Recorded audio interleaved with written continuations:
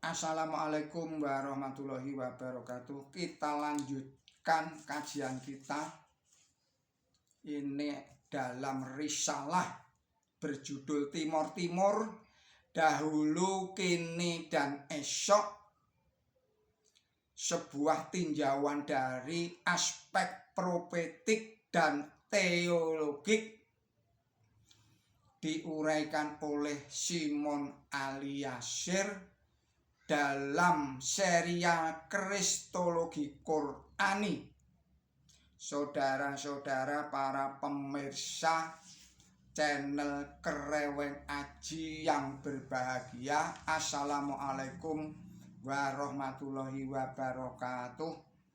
Bismillahirrahmanirrahim.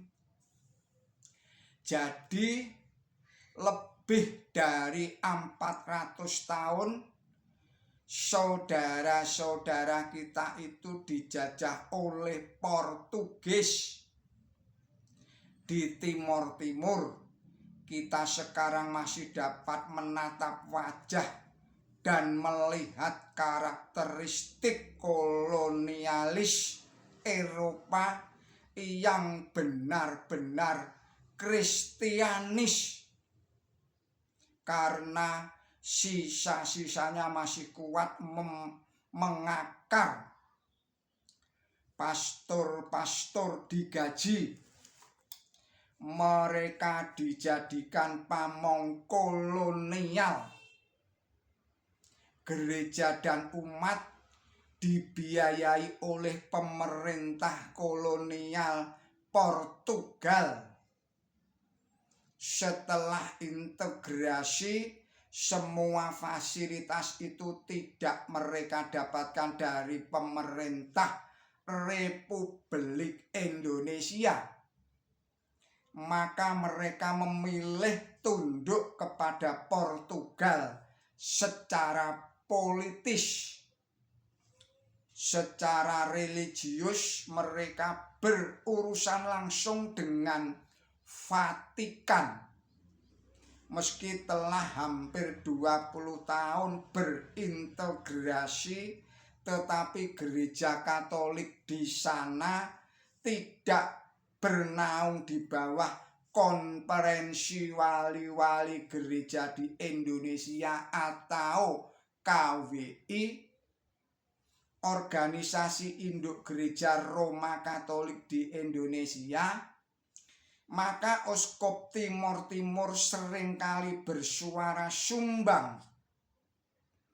Inilah salah satu kendala integrasi, dan setiap saat dapat memicu pergolakan, seperti insiden pada tanggal 12 November 1991 dan Likuisa tanggal 12 Januari 1995 yang lalu. Saudara-saudara para pemirsa Kreweng Aji channel yang berbahagia, Timor Timur yang akan datang. Berbicara Timor Timur secara politik dan sosiologis telah banyak dikemukakan oleh para ahli, tetapi secara religius masih kurang. Untuk melengkapi, maka risalah ini disusun tinjauan dari aspek religius, mengingatkan kita pada nubuat atau ramalan di dalam Quran suci dan hadis Nabi Muhammad SAW tentang merajalelanya Ya'juj dan Ma'juj yang membuat kerusakan di muka bumi pada zaman akhir. Dalam hadis disebut fitnahnya Dajjal atau Masih Dajjal Ya'juj dan Ma'juj adalah identik dengan Dajjal. Bedanya, Ya'juj dan Ma'juj adalah sebutan berkenaan dengan kebangsaannya, yakni bangsa-bangsa Barat, Eropa dan Amerika yang mengembara ke seluruh penjuru dunia sebagai kaum kolonialis dan imperialis.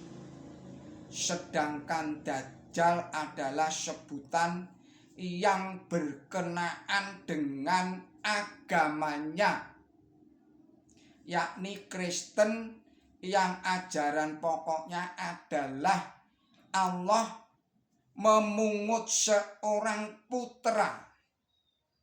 Surat 18 surat Al-Kahfi ayatnya 4, yaitu Al-Masih anak laki-laki Maryam.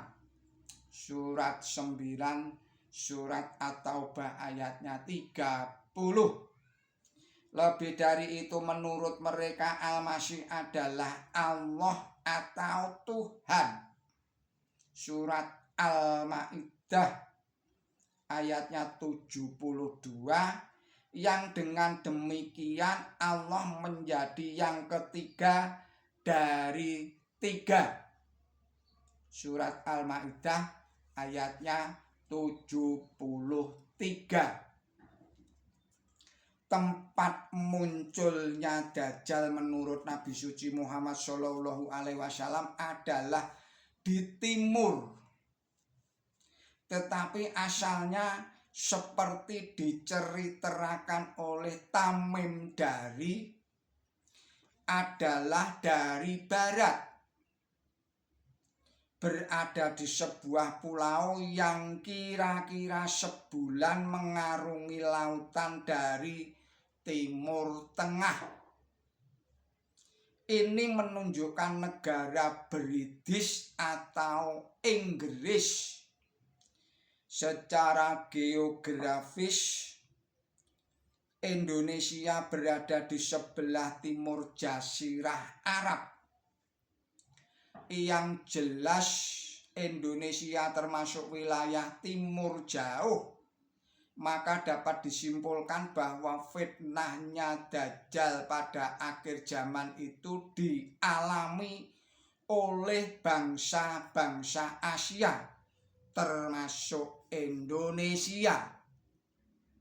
Jika demikian, jelaslah bahwa fitnahnya Dajjal, Ya'juj dan Ma'juj itu nama lain belaka dari merajalelanya imperialisme dan kolonialisme Barat dengan gerakan kristenisasinya di negara-negara timur, baik timur dekat ataupun timur tengah dan timur jauh, yang di Indonesia menjadi peran utamanya.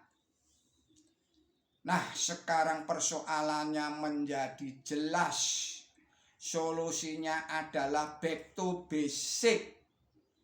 Bebaskan saudara-saudara kita rakyat Timur-Timur dari fitnahnya Dajjal, Ya'juj dan Ma'juj. Tetapi bagaimana caranya? Karena mereka merupakan umat Katolik, langkah awalnya ialah memodernisasikan gerejanya yang kini masih terbelakang antara 3 hingga 4 abad. Modernisasi membuat mereka membuka diri. Keterbukaan itulah yang sanggup menyadarkan mereka bahwa umat Islam itu adalah saudara mereka, karena sama-sama keturunan bapa orang beriman, yaitu Ibrahim alaihi salam. mengingat adanya nubuat Nabi suci Muhammad Shallallahu Alaihi Wasallam tentang karus salib atau patahnya salib pada zaman akhir, berarti timur-timur itu lahan subur bagi penabur benih iman tauhid tanpa islamisasi yang menjadi momoknya. Saudara-saudara para pemirsa channel Kreweng Aji yang berbahagia, kita akhirkan risalah ini. Mohon maaf atas segala kesalahan dan kekilapan saya. Billahi taufiq wal hidayah. Ihdinas siratal mustaqim. Wassalamualaikum warahmatullahi wabarakatuh.